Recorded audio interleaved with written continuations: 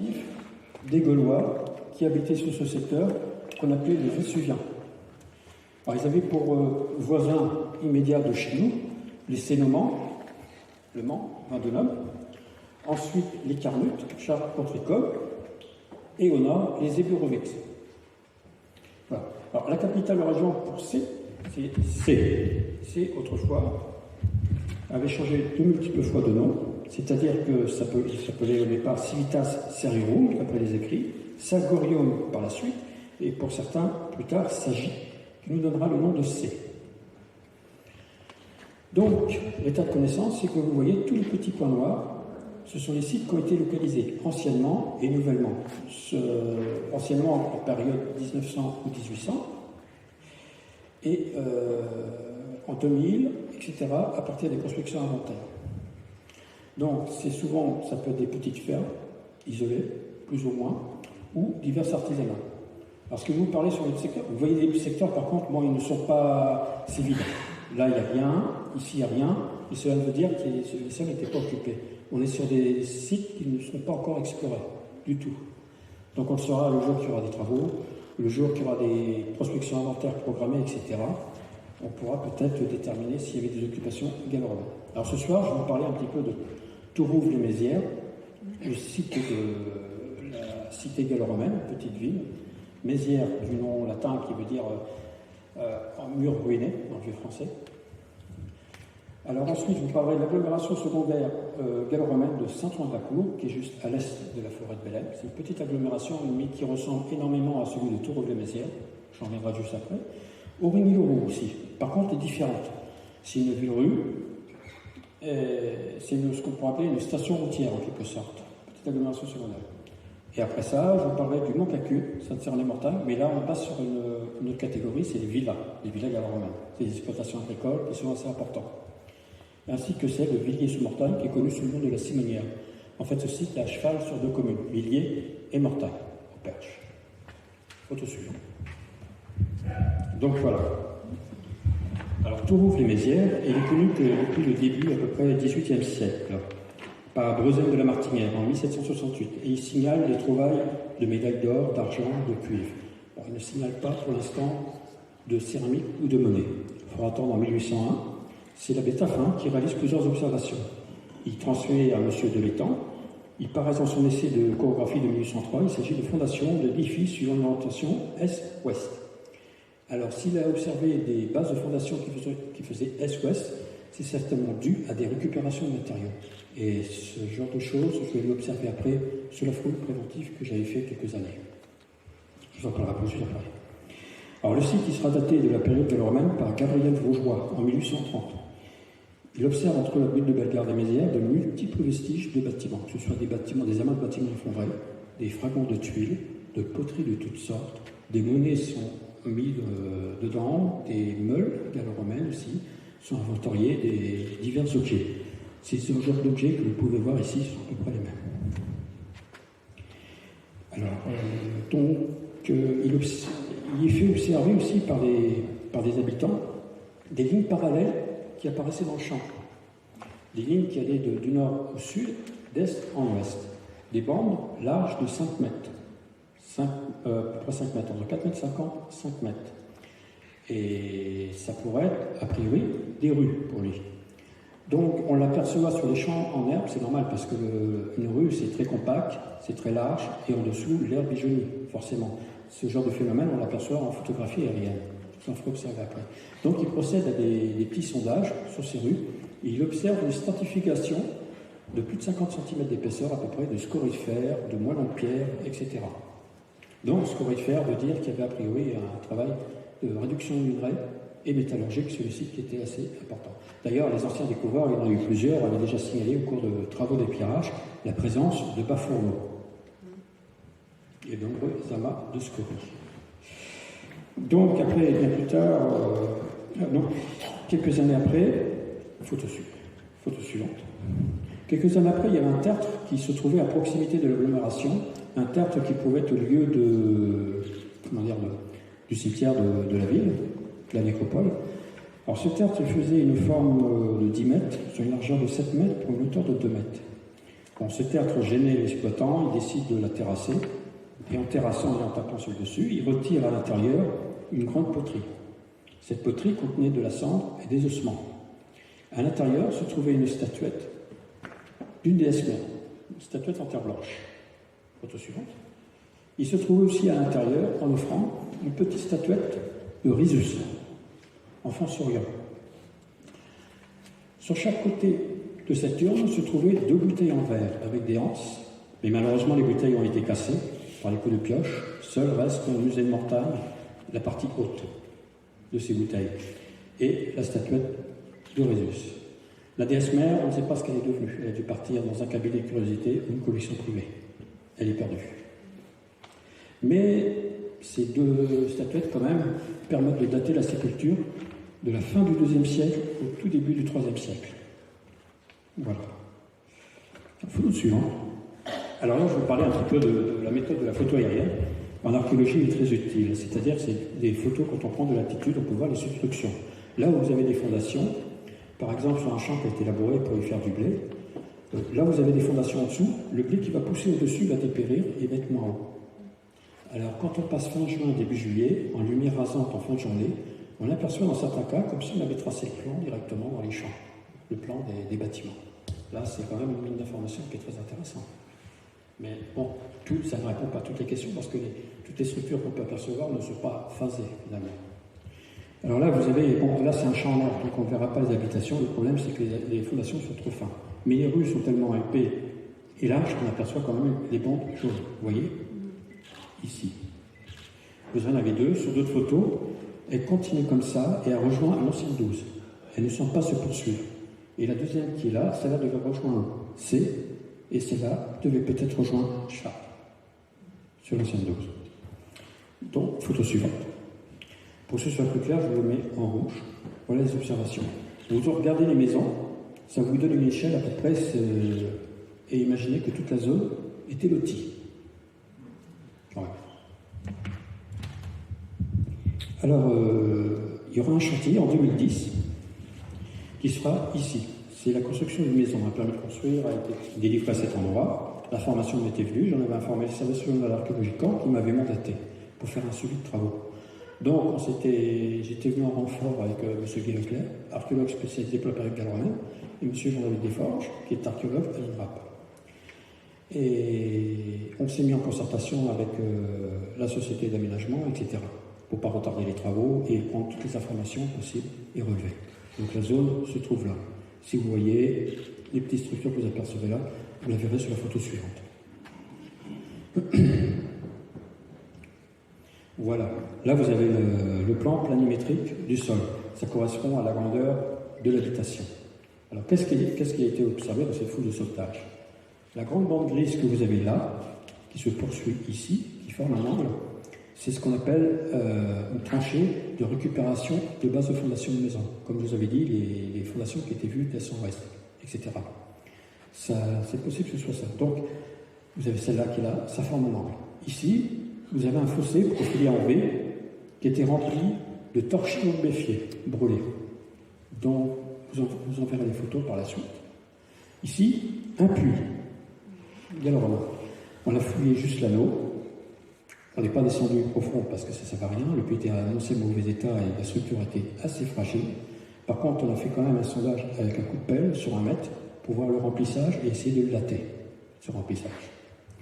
Là, les fosses que vous voyez là, ici, numéro 15, 14, numéro 4, etc., ce sont les fosses dépotoirs. Là, numéro 2, c'est un petit serin de fondation avec un sol compacté gris. On est certainement sur un bâtiment qui peut être fin médiéval, début moderne, d'après le matériel. Alors, les fosses dépotoirs, c'est riche en documents, finalement, parce qu'on y a retrouvé énormément de ce qui est jeté, c'est la vaisselle qui est cassée. C'est aussi la vie quotidienne avec les déchets de cuisine. On a retrouvé des fragments d'os de cochon, de mouton, d'os de cochon, de mouton, de veau. On a retrouvé aussi, ils avaient aussi les pratiques de la chasse, les cervidés. On a retrouvé des cornes de cerf qui étaient sciées carrément, découpées. Donc voilà, ça ce sont quand même des très bonnes informations. Alors chaque objet qui était prélevé, par exemple la fosse numéro 15, il y a un sac avec le numéro du site, le numéro du sac, le numéro de la mission, etc. Et tout le mobilier qui était récupéré au fur et à mesure, mis dans les sacs, était étudié sur un autre jour en post-fouille. On avait une journée pour faire les observations, donc la journée qui était, essentielle, c'était relever toutes les structures qu'on apercevait au départ et relever le matériel. Photo suivante. Alors voilà, vous avez le puits en question. Vous voyez, l'anneau est quand même assez fragile. On était quand même descendu à plus de, je dirais, 80 cm de laser quand il faisait le décapage. Voilà. Alors, le mobilier qui était contenu, ce qu'on avait pu récupérer dans le puits, c'est 2000 coupelles en sigilé et quelques fragments céramiques qui avaient permis de voir que ce puits a été comblé approximativement vers la fin du IIIe siècle. Photo suivante. Là, vous avez le fossé profilé en V. Vous voyez, la couleur est bien présente. C'est du torchis de mur qui a brûlé et qui est tombé dedans. Il s'est rebeffié. Vous avez des fragments de chaux, vous avez encore de la cendre. Alors, on ne sait pas, est-ce que c'est un bâtiment qui a brûlé? C'est pas impossible. Et là, vous avez une bande, comme je vous parlais tout à l'heure, c'est celui de la récupération de fondation. Si vous voyez la couleur de terre, elle est différente des deux côtés.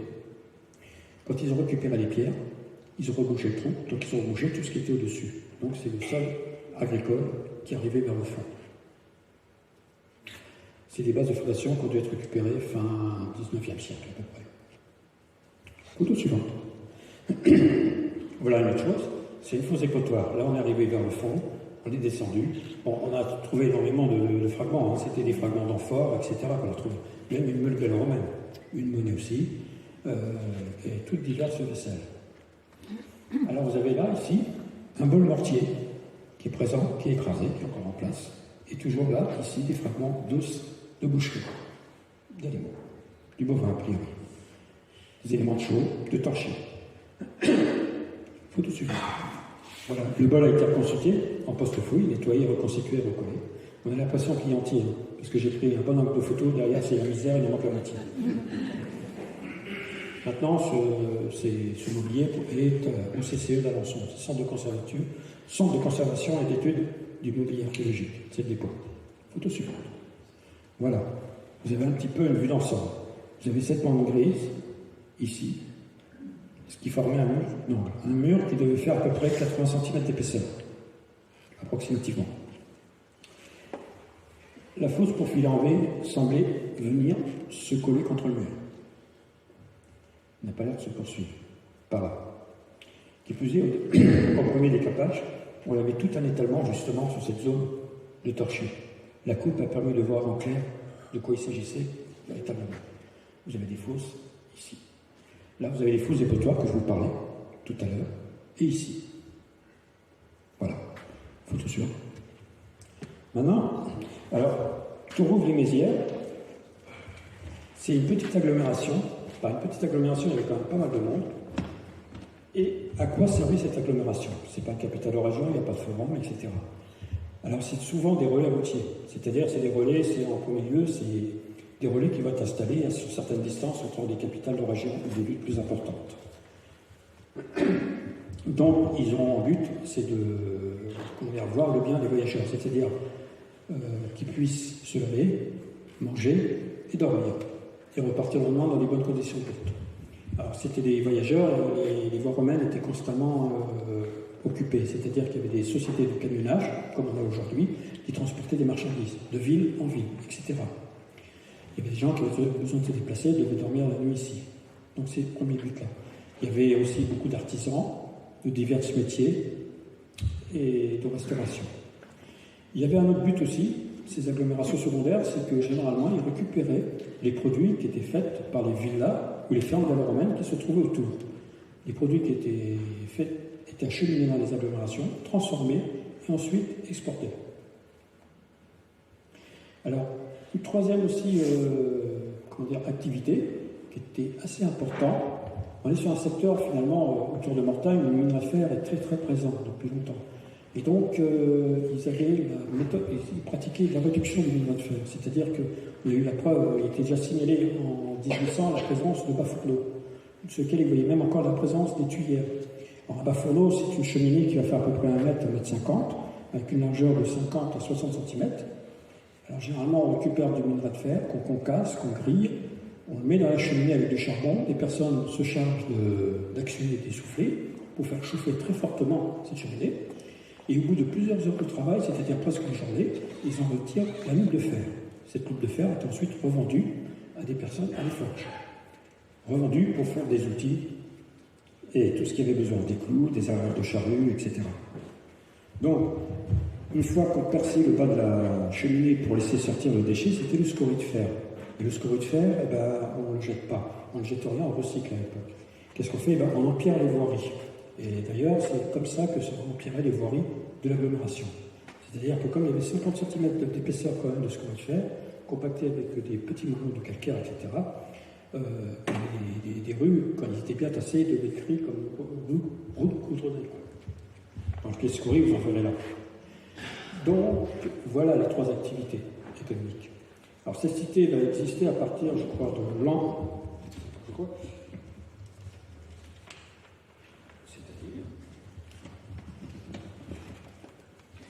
Alors, on estime l'occupation du site depuis le ramassage de monnaie de l'an 41 de notre ère jusqu'à la toute fin du IIIe siècle. Voilà. Alors, pourquoi elle n'existe plus? On ne sait pas. Alors, soit elle peut avoir été détruite parce qu'on est quand même dans la période des troubles où l'Empire est forcé de tous côtés sur ses frontières. Il y a une crise économique qui est énorme. L'inflation est déjà importante déjà à l'époque. Les impôts extraordinaires qui sont levés écrasent le peuple, les gens n'en peuvent plus. Donc, dans certains cas, souvent, c'est un avis personnel, peut-être qu'ils ont abandonné le lieu et ils se sont enfuis. Ils sont partis. On n'a pas vraiment des preuves d'incendie. On nous signale qu'il y a beaucoup de cendres partout, mais les cendres ne veut pas dire qu'il y a eu incendie. On sait qu'il y a un travail de métallurgie, et un travail de métallurgie exige une quantité de charbon phénoménale. C'est ça le problème. Donc voilà. Maintenant, je vais venir un petit peu sur Auteuil. Alors, Auteuil aussi, parce que là, c'est un petit interlude, je me balade souvent autour de l'église, plusieurs fois, en plusieurs années, parce que je la trouve magnifique. Cette église 11e, 12e siècle, elle est très belle. Et avant qu'il y ait eu des travaux faits autour d'aménagement, j'avais observé et ramassé des fragments de tuiles romaines autour de l'église. J'avais lu quelques écrits qui signalaient aussi la présence de ces tuiles, ces fragments de tuiles gallo-romaines. Donc, c'est curieux. Alors, j'ai un avis personnel dessus, mais je ne le publie pas parce que je ne suis pas certain. On est quand même sur une église qui est quand même assez grande par rapport au nombre de paroissiens qu'elle pouvait avoir. Et il n'est pas rare que généralement, et en plus, là où est située l'église, on est quand même sur un plateau qui est à proximité de Mézières, de la cité gallo-romaine. On pourrait, pourquoi pas, avoir eu ici un phallum. Et au début du christianisme, qu'est-ce qui se passe? On détruit les lieux considérés païens, et souvent on va édifier une église sur cet endroit. C'est pas rare. On le voit à Chartres, sous la cathédrale, il y avait un lieu de culte, également romain, etc. Et on l'a vu beaucoup d'autres exemples dans d'autres villes. Donc c'est pas impossible. Photo suivante. Alors, c'est sur la commune d'Auteuil, je ne donne pas le nom du lieu où ça a été retrouvé. Ça a été retrouvé en 1925. C'est un petit masque en bronze qui fait une hauteur de 7 cm 8 pour une largeur de 6 cm 2, qui représente une tête humaine portant un diadème. Il pourrait s'agir de la représentation d'une déesse romaine. Son style d'inspiration, les pupilles entières des yeux et la représentation d'un diadème donnent une datation au début du IIIe siècle. À proximité de cet objet avait été retrouvé, attention, cet objet. Alors cet objet est considéré comme un reste d'un fragment, d'une décoration de fourreau d'épée ou de glaive, mais on n'en sait pas plus. Ces deux objets, je vous ai fait voir, le masque en bronze, il est creux à l'intérieur, c'est un applique en fait, et cet objet-là sont dans l'ancien musée de Mortagne encore, qui est fermé, mais reste en dépôt là-bas. Alors, photo suivante. Là, je vais vous parler maintenant d'Auteuil, la deuxième agglomération gallo-romaine. Alors, Auteuil est connu que depuis... Pas Auteuil, qu'est-ce que je raconte? Saint-Ouen-d'Acour, excusez-moi. Saint-Ouen-d'Acour est connu que depuis le milieu du XIXe siècle, en 1844. C'est-à-dire que les ponts et chaussées réalisent des travaux sur cette route-là. C'était un simple chemin qui reliait deux communes, Saint-Ouen et une autre commune. Mais en hiver, elle a été considérée absolument impraticable et dangereux. Donc, ils décident de faire des travaux de manière radicale. Ils élargissent la rue et ils descendent 1 mètre à 1,50 m pour arriver à la roche naturelle. Les ponts et chaussées nous rapportent par écrit qu'ils observent des bases de fondation de bâtiments, des sols d'allées de pierre, ainsi que des mosaïques et beaucoup d'objets. Bon, le problème, c'est que ça n'a pas été relevé sur plan. On n'a aucun dessin, quoi que ce soit, c'est dommage. Il faut attendre M. le Dr Jousset, qui reprendra ses travaux et mentionnera par écrit et pratiquera aussi une surveillance assez particulière du site. Alors vous voyez là, Saint-Ouen-de-la-Cour, vous avez le même phénomène. C'est-à-dire, vous avez des parties, des traces, des rues. Je vous les mentionne un petit peu en noir. Et ici. Là, je vous mentionnerai un peu plus loin la partie qui manque. Photo suivante. Vous avez une autre partie qui a été vue par avion. Voilà. Tracer des rues. Je vous les mets en noir pour que ce soit plus visible parce qu'en photo comme ça, c'est pas évident. Et là, j'ai un indice, une extension de l'agglomération sur ce champ. Photo suivante. Voilà. C'est un plan de l'ensemble. Le bourg de Saint-Ouen-de-la-Cour se trouve là. Les maisons ne sont pas dessinées, j'ai représenté sur un calque. Et tous les indices archéologiques qui ont été faits sont représentés ici. Alors, M. Jousset de Bellem passera pendant plusieurs années sur le site, après tous les labos qui seront faits, les travaux d'épierrage, etc. Il mentionnera par écrit tous les trouvailles, les objets, etc. Il en dessinera même une planche qui représente le mobilier sigillé, avec décoration. Alors, M. Jousset de Bellem signale ici, sur cette zone, à l'écart, 3 bas-fourneaux en batterie, avec la présence de plusieurs amas de ferriers. Alors, un jour, le propriétaire du champ sur cette zone est gêné pour la pousse des récoltes, sur cette zone ici. Alors, il va voir le propriétaire, il se met d'accord avec lui et il observe. Il observe le terrassement. Et au cours du terrassement, il observe une rue qui fait 4 mètres de large, avec une épaisseur de scorie assez importante, plus de 40 cm, des moellons de pierre, quelque chose qui ressemble beaucoup à celui de Tourouvre. Il observe aussi sur les 2 traits rouges des solins de fondation de bâtiments. Et des solins de fondation, d'après ses écrits, ressembleraient à des solins pour des maisons légers, c'est-à-dire en bois torché. Il signale aussi quand même une canalisation d'eau qui passait le long et des anneaux métalliques qui reliaient ces canalisations. Donc, a priori, il y avait une alimentation en eau des habitations, peut-être. Donc, grâce à ça, heureusement, qu'il a pu nous l'écrire. D'ailleurs, c'est lui, à partir de lui, qui mentionnera qu'on n'a pas affaire à une villa gallo-romaine comme on pensait auparavant, mais certainement à une ville, une agglomération. Voilà. Donc, c'est la partie qui était manquante sur la photo avion, on ne le voyait pas, et heureusement qu'il nous l'avait rapporté, parce que sinon, on aurait perdu l'information. Alors, je vous sais, on ramasse beaucoup de matériel, il y a des fouilles qui sont faites sur 1 mètre carré aussi, sur 2 endroits, mais malheureusement n'ont pas été localisés. Par M. Tomazur en 1931. Il récolte surtout que du mobilier. Ensuite, Mme Thérèse Mercier, archéologue ornaise, fait une surveillance des travaux sur le site du gazoduc qui passait là. Elle relèvera des indices d'information ici. Alors, c'est du matériel, elle n'observe pas de base de fondation, mais on a quand même une extension a priori qui se fait par là. Mme Thérèse Mercier aussi pratiquera 3 sondages. Ici, 1, 2 et 3, avec une équipe de fouilleurs présents, comme M. Galivet, à l'époque, en 1975.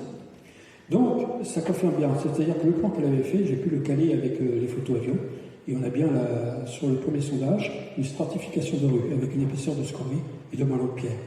Les 2 autres sondages ont donné aussi la présence d'un solin de fondation assez léger et un foyer, la trace d'un foyer. Mais c'était des petits sondages, des petites fenêtres ouvertes. Bon, un petit peu de matériel a été retrouvé adjacent au site. Alors, bien plus tard, ce sera moi qui sera averti, c'est-à-dire que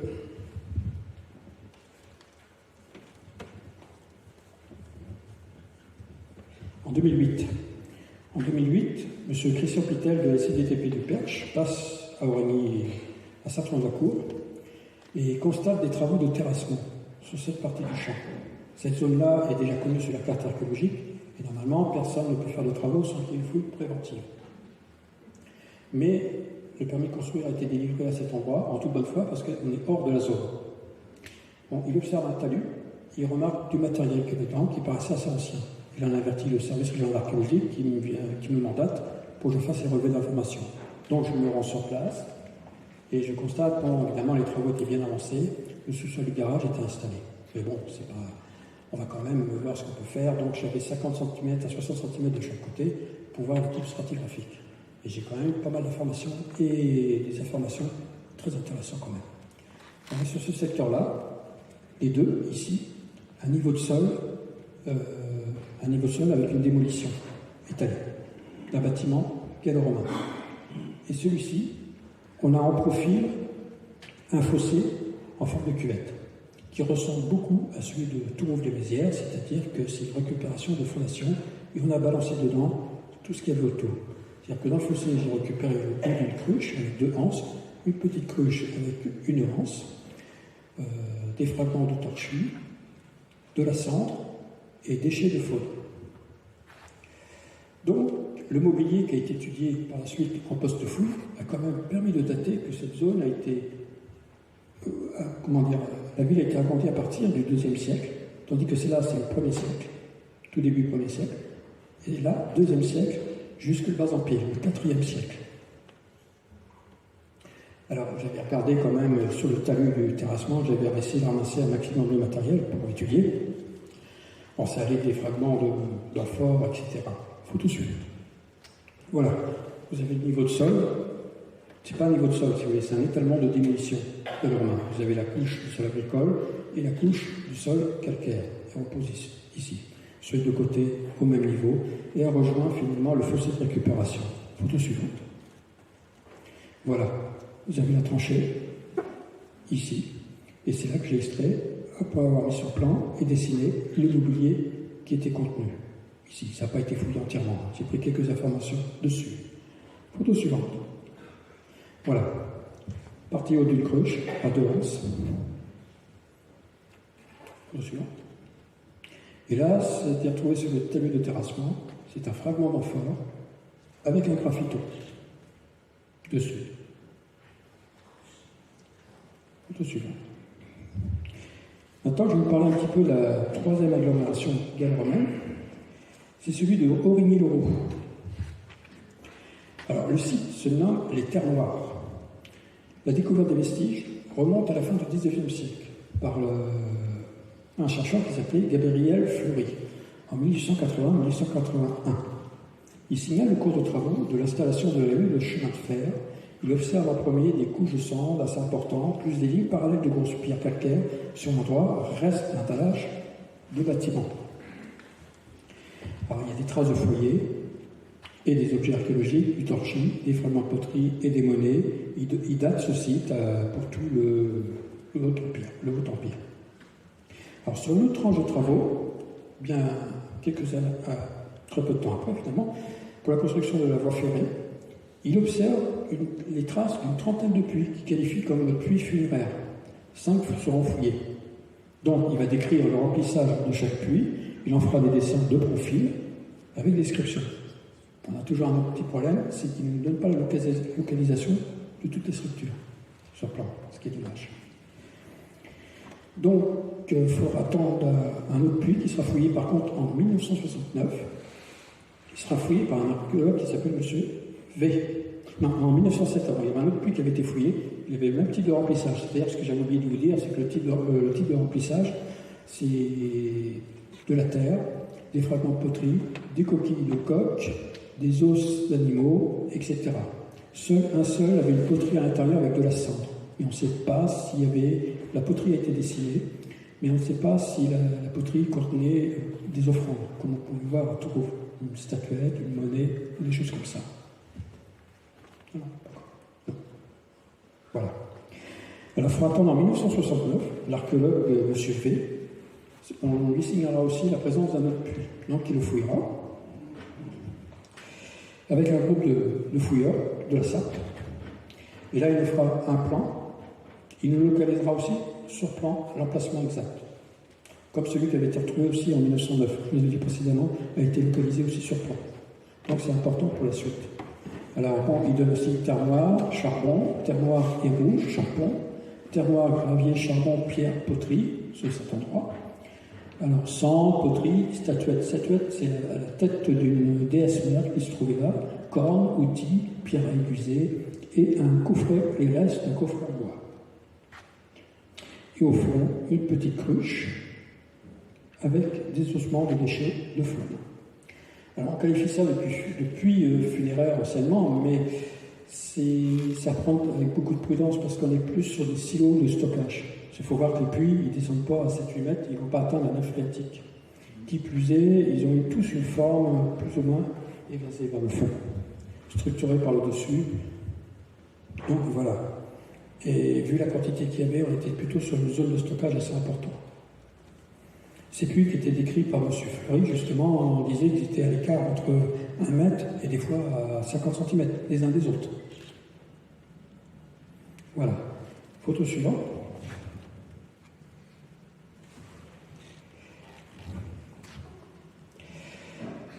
Alors, il faudra attendre aussi, en 1972, le propriétaire de champ remonte une partie de sa parcelle, c'est-à-dire qu'il y a des reliefs qui le gênent, il veut passer le bulldozer auparavant pour niveler le terrain.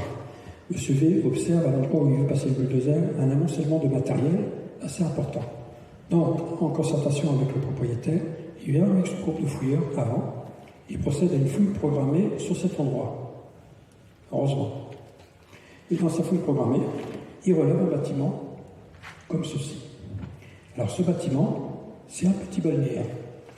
C'est des terrains. Vous avez une petite pièce qui peut être le vestiaire, la chambre froide, la pièce chaude, présence de pieds d'hypocause, le foyer. L'hypocause, c'est le chauffage par le sol. Et ici, l'abside arrondie, c'est celui d'une vasque, un bassin. Donc, ces termes ont fonctionné du 1er au 2e siècle, milieu 2e siècle. Et par la suite, elle sera totalement transformée pour avoir un autre usage, certainement d'un atelier. À côté, on a l'empirement d'une voie, d'une rue. Alors, il procédera quand même, parce qu'il voyait dans les champs en été, sous le blé, il y avait quand même une ligne parallèle qui apparaissait, qui faisait à peu près 5 mètres de large, 4 mètres, je crois, de premier souvenir, 4 mètres de large. Donc il procédera à une stratification, il va couper cette rue en deux, et il va observer un petit peu l'aménagement, et essayer de le dater. Et là, on est sur une rue qui est différente de celle du centre de la cour, ou de Tourouve-les-Mézières, c'est-à-dire qu'on n'a pas de scorie de fer du tout. On n'a pas de travail de métallurgie sur ce site. La rue est composée uniquement de moellons de pierre, de gravier, de tuiles écrasées, etc. au-dessus. Des fossés bordiers sont apparents, par endroits. La rue est légèrement bombée, ce qui évitait avant que l'eau stagne. Donc voilà. Photo suivante. Ça, il y aura Thérèse Mercier, toujours, archéologue ornaise, qui est en contact avec M. V, s'intéressera beaucoup à ce site. Donc, elle passera pendant tous les ans à Collabour, ramasser du matériel qui remontait en surface. Elle observera aussi, elle mettra sur un petit plan approximatif, parce que j'avais retrouvé les plans aux archives départementales de l'Or, la CDJ, qui est les archives privées. Elle avait relevé sur plan, elle avait mentionné un lieu approximatif, il y avait un bâtiment qui avait été terrassé par un bulldozer récemment, et il apparaissait de la peinture murale. Donc, elle craignait fort que ce secteur soit totalement secoué. Mais en tout cas, tous les ans, ce qu'elle avait fait, elle avait ramassé une quantité de matériel qui était phénoménale. On l'avait étudié son matériel avec Guy Leclerc, on avait fait le tri, etc., le comptage, il y avait plus de 25 000 fragments. Alors, mis sous condition dans des sacs, tout ça, inventorié, et on a fait tout ça au CCE d'Alençon. On l'avait fait 1 an avant le premier Covid. Oui. Donc là, vous avez, dans les fragments remarquables, vous avez ce fragment de sigil. Alors, ça représente, à droite, Apollon nu, assis, les jambes croisées, levant le bras gauche et tenant une lyre dans sa main droite. À gauche, un candélabre dans un panneau, datation 135 à 170 après Jésus-Christ. Suivant. Là, vous avez un fragment de céramique plomifère aussi, d'atelier de Vichy, datation seconde moitié du 1er siècle. Photo suivante. Ce qui est retrouvé aussi, remonté par Lillebourg, c'est une fibule. Une fibule, c'est un attache de vêtements. Voilà. Photo suivante. Voilà, celui-là, il est intéressant. Je ne sais pas si vous arrivez à tout savoir. Vous avez un fragment qui est l'air quelconque d'une céramique sigillée, mais vous observez des graphitos le long. Et les graphitos, a priori, c'était le propriétaire du bol qui avait marqué son nom pour que personne n'y touche. Son bol personnel. Alors, on avait ramassé une quantité aussi énorme de fragments d'amphores. On en avait 2 caisses à peu près. Ce qui veut dire qu'il y avait vraiment de la restauration sur le lieu. Photo suivante. Alors, la photo aérienne nous amènera des informations. Là, je vais passer en filtre couleur. Ce que vous voyez, en jaune, en blanc plutôt, pardon, sur le côté noir, c'est les traces de fondation, la rue, etc. Photo suivante. Voilà, pour que ce soit plus clair, je vous ai mis en noir ce qu'on aperçoit. Ici, on aperçoit bien en jaune des parties de sol qui sont très compactées. Là, donc on est sur des sols compactés, on est bien sur la rue. Ici, on a un indice. Sol particulièrement compacté, mais on n'arrive pas à caractériser l'endroit parce qu'on n'aperçoit pas des traces de fondation. Donc on ne sait pas trop à quoi cela peut être. La zone que M. V avait fouillée auparavant se trouve par là. Et heureusement qu'il avait fouillé parce que maintenant, on ne voit strictement plus rien. Photo suivante. Alors là, je vous mets l'agglomération avec tous les résultats, entre les anciens résultats et ceux de maintenant avec les photos aériennes que j'avais faites. Alors on est sur une agglomération qui est différente du Saint-Cloud-de-la-Cour et de Tourouvre. On n'a pas d'îlot d'habitation. On est sur une rue simple.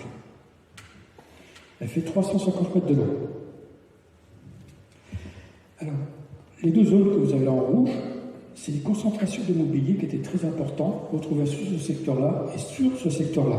C'est du mobilier, c'est de la vaisselle, des fragments de vaisselle, de la monnaie, etc. Thérèse Mercier avait mis sur son plan un extrait de cadastre ces 2 zones.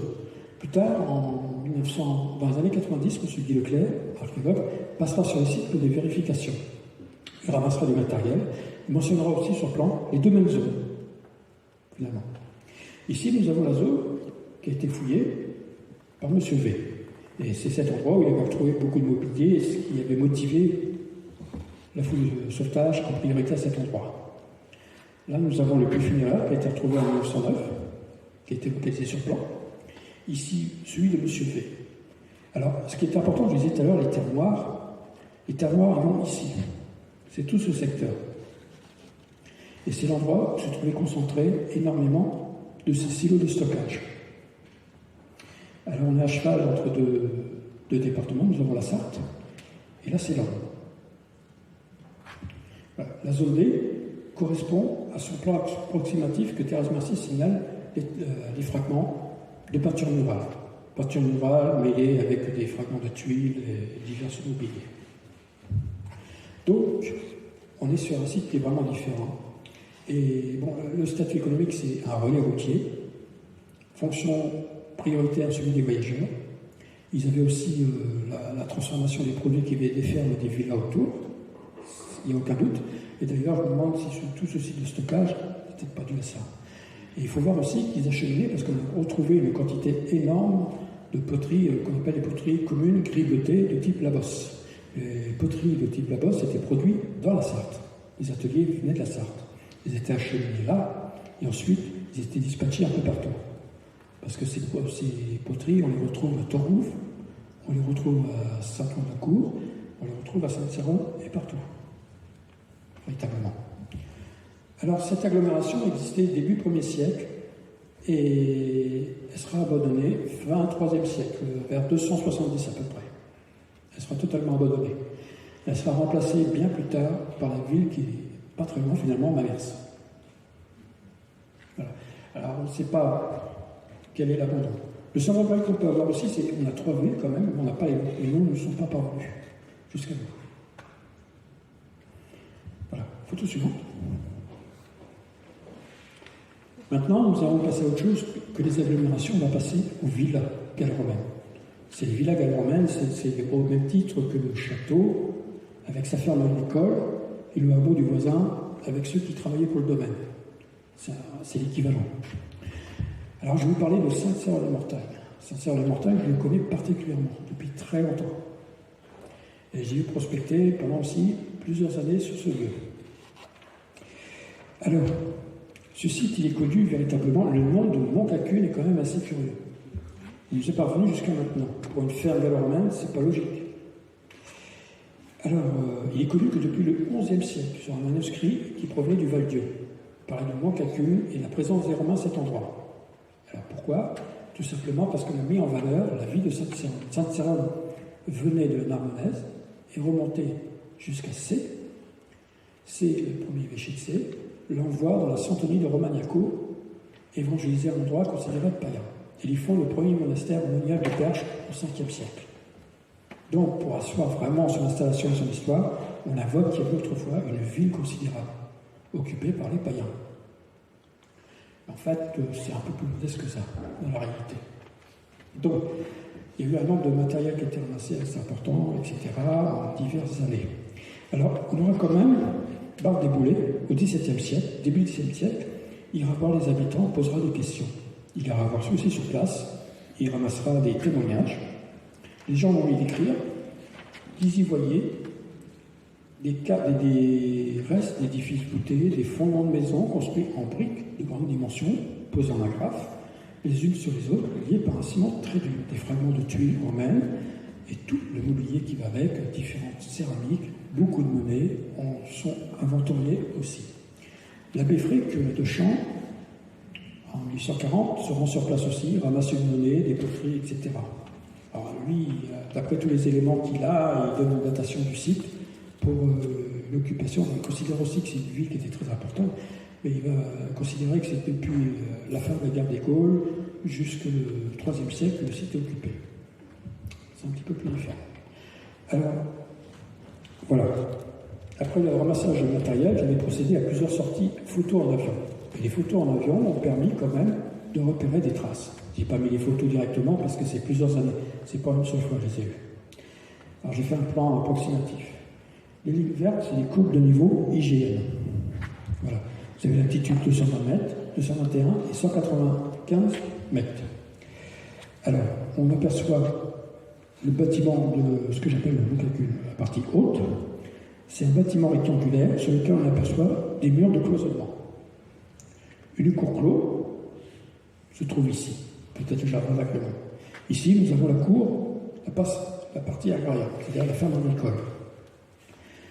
Et ici, nous avons ce qu'on pourrait considérer comme un vicus, c'est-à-dire c'est un petit hameau ou un village avec des maisons qui se trouvent là et qui ne sont pas ordonnancées d'une manière orthonormée. Ils sont mis un petit peu de manière un peu éparse. Contient énormément de mobilier gallo-romain. Et à côté, juste en limite, vous avez le hameau de Saint-Marcel. Alors j'ai pu dater le site et voir. Ici, on retrouve énormément de fragments de ce qui compose les toitures, d'un brex et de tuiles. Sous cette zone, vous avez les tuiles, mais vous avez aussi énormément de mobilier archéologique qui a été ramassé sur cet endroit. De la vaisselle cassée, qui a permis de dater. Là, vous avez que des éléments de toiture, mais un bâtiment qui est construit en dur parce qu'on voit la base de fondation. Alors, on est certainement sur une annexe agricole. Idem pour ici. On n'a que des éléments de toiture qui remontent par les labours, mais on est aussi sur un bâtiment agricole. On ne va pas avoir d'autres bâtiments agricoles, mais il y en avait très probablement d'autres. Il faut imaginer aussi que la plupart des bâtiments agricoles étaient faits de construction légère. Bois, torchis, toiture en végétaux, bardeaux de bois. Alors, on peut dater un petit peu le site. C'est-à-dire qu'ici, après tout le matériel qui a été étudié, nous avons une occupation qui va de en moins 50 jusqu'à la toute fin 3e siècle, avec un tout début 4e siècle. Après, la partie haute est abandonnée, mais le hameau en bas, il continue. Il y a toujours une base de fondation qui est le même que celui d'en haut, mais par contre, tout le bas empire est occupé. Et on a même des indices de fragments de céramique mérovingiens sur cette partie. Donc là, on est sur une exploitation agricole qui est assez importante. Voilà. Photo suivante. Voilà, ça c'est le mobilier que l'on retrouve sur le site du Haut-Montcalqueux. C'est des fragments sigillés, ce que l'on retrouve communément. Décoration florale, ici, guirlande. Décoration à fleurs d'eau, généralement sur des assiettes, plaques, des coupelles. Toujours ce même type de décoration. Voilà. Photo suivante. Autre mobilier qui a été retrouvé sur le Montcalqueux, remonté par les labos. Celui-là, c'est en 3 ans, hein, c'est pas en même temps. C'est le petit bonheur à la chance. Vous avez une fibule, une petite fibule, c'est les attaches de mouvement. Une fibule un petit peu plus importante, mais celui-là, je n'ai pas pu trop le caractériser pour le dater. Et un sexterce de l'empereur Kobato. Photo suivante. Il a été récupéré dessus aussi, ce que vous voyez du mobilier classique, c'est des fragments d'amphores. Photo suivante. Ça, c'est un fragment d'un bol mortier de grande taille. Un bol mortier, ça servait, vous pouvez mettre des grains ou autre chose, et on les écrasait à l'intérieur. Tout ce qu'on avait besoin d'écraser.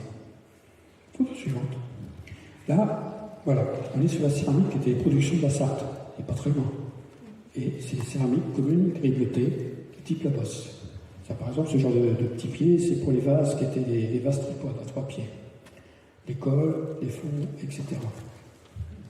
Alors, c'est des céramiques qui ont dû voyager entre Port et Milleroux pour arriver jusqu'à chez nous. Photo suivante. Maintenant, on va passer à la villa gallo-romaine de la Simonière, qui est à cheval entre Mortagne et Villiers-sur-Mortagne. Alors, la parcelle, pareil, il se nomme les Mergers. Les Mergers en 1800. C'est-à-dire que Merger, comme Mézières, signifie la même chose, amas de ruines. Alors, le site sera connu qu'à partir de 1880. Un jour, le propriétaire du champ décide de récupérer des matériaux sur ce amas de pierre. Donc, il emploie ses ouvriers pour le faire. Et quand ils récupèrent les matériaux, ils arrivent sur des bases de murs, qui est encore présent, et ils retrouvent une mosaïque à cet endroit. Donc, le bruit court dans Mortagne et autour. Beaucoup de gens curieux viennent voir et veulent voir cette mosaïque. Si bien que chacun, qu'est-ce qu'ils font? Ils ramènent un morceau en souvenir de la visite. Alors, il faut entendre l'abbé Richer, ancien professeur au collège de Mortagne, sera intrigué par cette mosaïque, il viendra sur place. Et malheureusement, il ne restait plus rien. Il restait quelques petites aisselles qu'il avait pu récupérer dans une caisse. Mais ça n'avait pas grand-chose. Alors, il était quand même très déçu. Et quand même, il a eu la présence d'esprit. Et grâce à lui, il avait relevé sur plan, et un plan assez précis, de toutes les bases de murs qu'il avait vues. Avec une bonne description, il nous avait même décrit la composition des murs, de quels matériaux ils étaient faits, largeur des ports, s'il y avait un seul, etc. Les plaies d'hypocos, etc. Il va considérer ce bâtiment comme probablement des termes d'un habitat assez important. Alors donc, il est intrigué par cette mosaïque, il voudrait savoir un peu plus. Photo suivante. Ah oui, aussi, il avait retrouvé une fibule. Elle est perdue maintenant, mais fort heureusement, il l'a dessinée, de face et de profil. Photo suivante. Là, j'en reviens à la mosaïque en question. Cette mosaïque est assez connue. En dessin, on la voit dans beaucoup de livres. Et c'est lui qui l'a dessinée. Alors, il voulait savoir à quoi ressemblait cette mosaïque. Alors, qu'est-ce qu'il va faire? Il va poser la question aux ouvriers qui étaient là. Il va les taler de questions, il va en faire des croquis devant eux. Est-ce que c'était ça? Est-ce que c'était ça? Est-ce qu'il y avait ceci? Est-ce qu'il y avait cela? Donc, au bout d'un moment, on peut imaginer qu'ils ont, pour avoir la paix, ils ont dit oui, c'était ça, quoi. Voilà. Donc, il faudra attendre un petit peu après, et les travaux seront repris par M. Lassicotier. En 1881-1882, il va reprendre les travaux de Béricher pour rédiger un mémoire. Et il va considérer que la mosaïque n'est pas spécialement fiable. Parce qu'il sait dans les conditions qu'il a eu les informations, et il sait que les informations qu'il a eues sont faites de mémoire avec des informations qui sont vraiment vagues. Donc, c'est à prendre avec prudence. Photo suivante. Alors, fera-t-on de l'année 1901.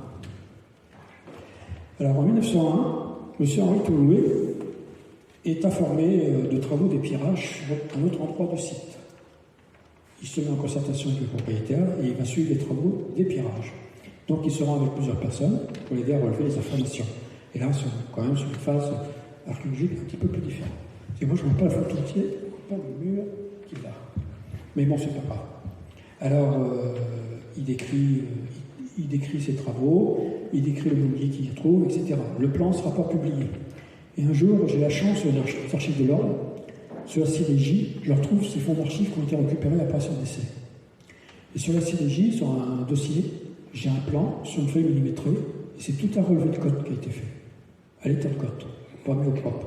C'est-à-dire, j'avais les murs, l'épaisseur, etc., largeur et les informations. Donc, je les ai remis au propre pour faire un plan, tout en mentionnant son nom, 1920-2016, Berger, Fabrice, et d'après un plan de M. Henri Toloir. Alors voilà ce que ça donne. Nous avons une salle sur les Pocos, ici, une piscine qui faisait à peu près 80 cm de largeur, sur 1,50 m de profondeur, sur 2,50 m de largeur, ici. Une mosaïque est simulée à cet endroit. La mosaïque qui est là, c'est moi qui le place après. Ici, nous avons une petite salle qui est peut-être un vestiaire, et là, nous avons une pièce ici. On ne voit pas sur la photo. Alors, il signale sur cet endroit un tuyau d'écoulement, une canalisation d'eau qui alimente en eau la piscine. Mur se poser parce qu'on est hors du contexte de récupération des matériaux. Mur ici, et ici un mur dont on ne peut pas caractériser pour l'instant l'usage. Alors, ce qui est intéressant sur son plan approximatif, c'est qu'il indique son plan avec ses relevés de côte, mais il indique la distance de la fouille qui a été faite et du relevé qu'avait fait l'abbé Richer, ainsi que la distance entre la fouille de l'abbé Richer et le chemin d'exploitation. Idem pour celui-ci. Donc, par la suite, ça a permis de pouvoir le replacer sur la photo avion qui va suivre après. Voilà, là, je vous montre un petit peu le matériel que M. Henri Tournouet avait récupéré sur le site, qui est au musée de Mortagne, l'ancien musée. Alors ça, c'est une canalisation gallo-romaine. C'est un tuyau en terre cuite, avec un tuyau de plomb calé avec de l'argile à l'intérieur. Photo suivante.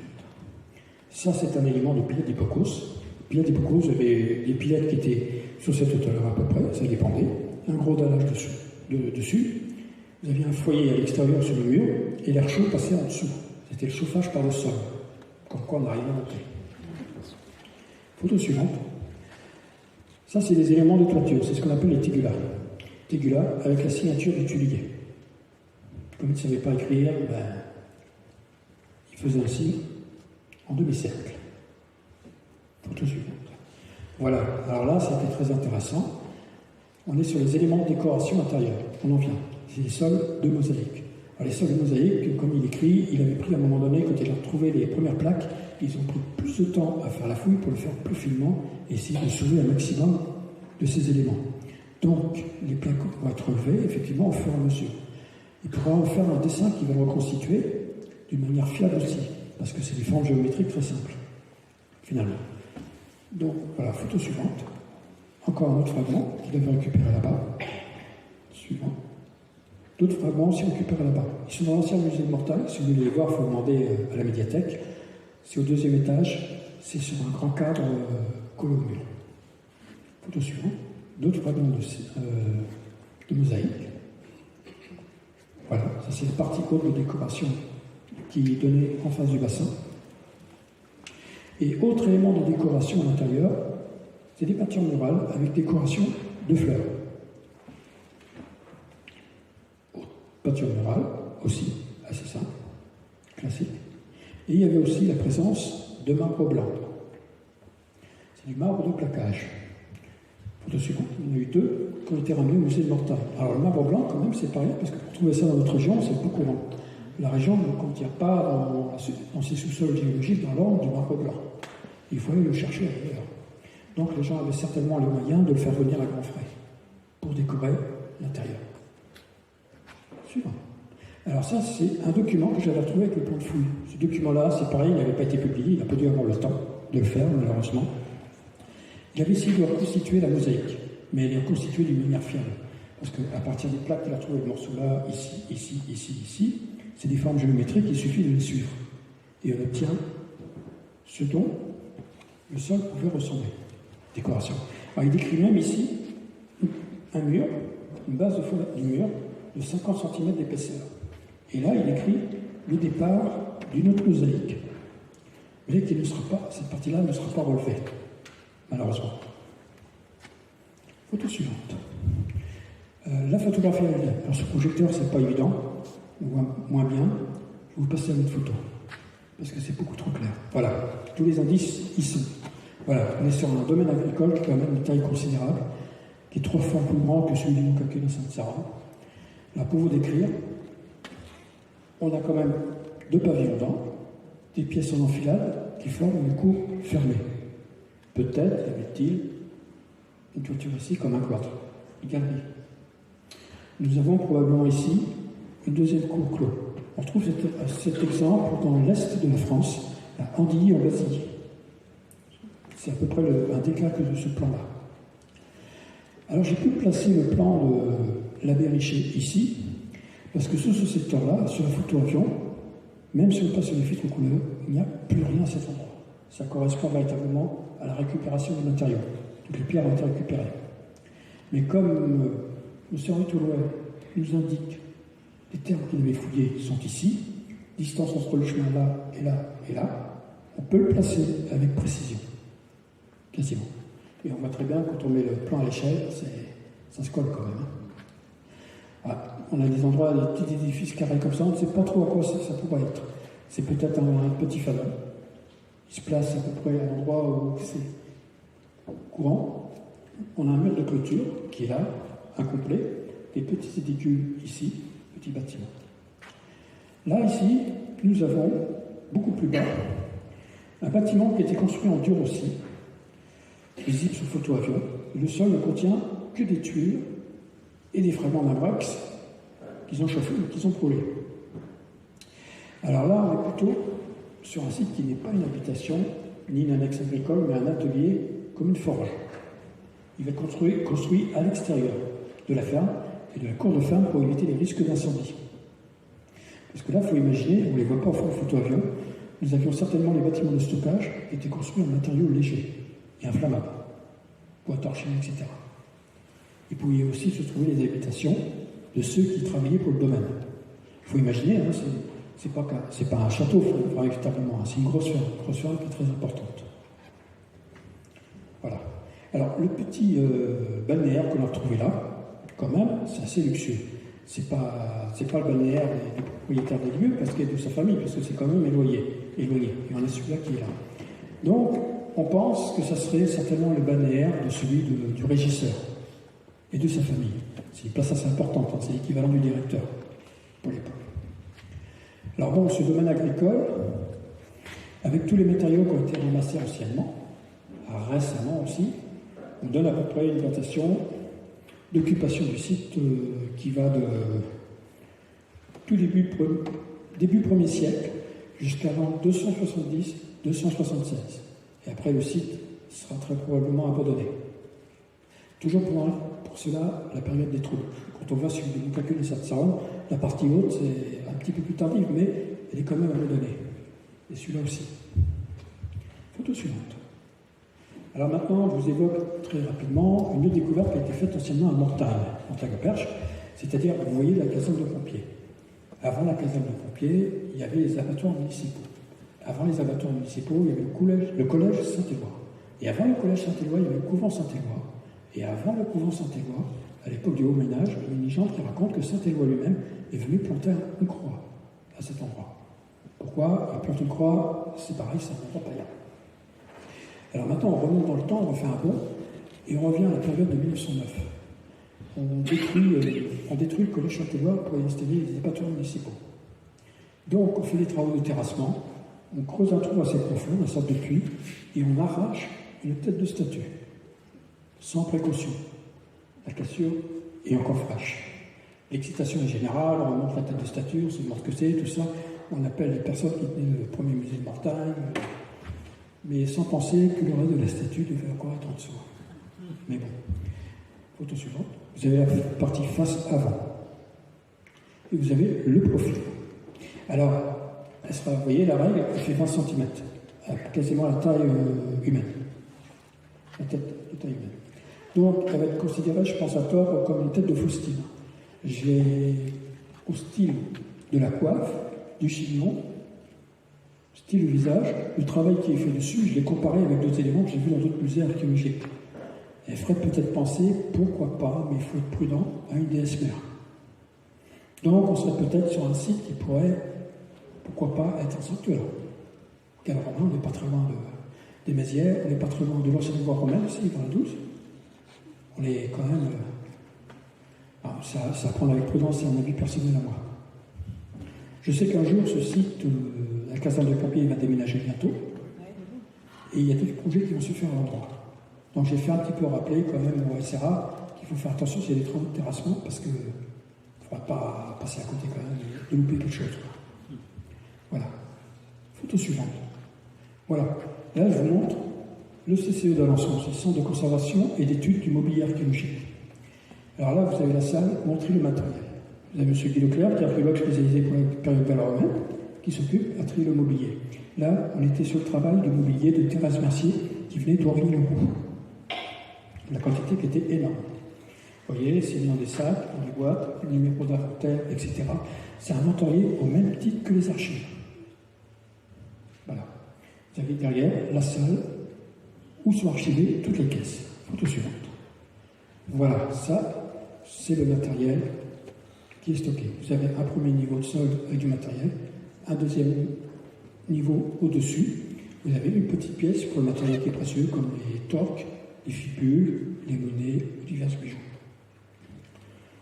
Alors, le mobilier que j'ai récupéré à Tourouve-les-Mézières, à la fouille de sauvetage que j'avais fait, j'avais récupéré quand même 2 grosses caisses.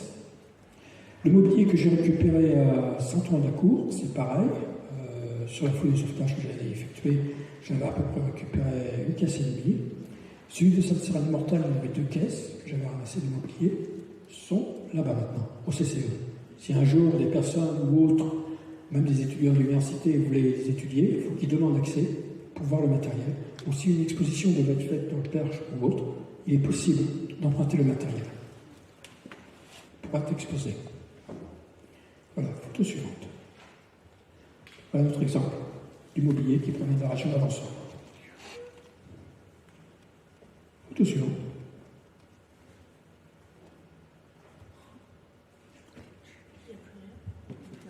Ça ne va pas la première?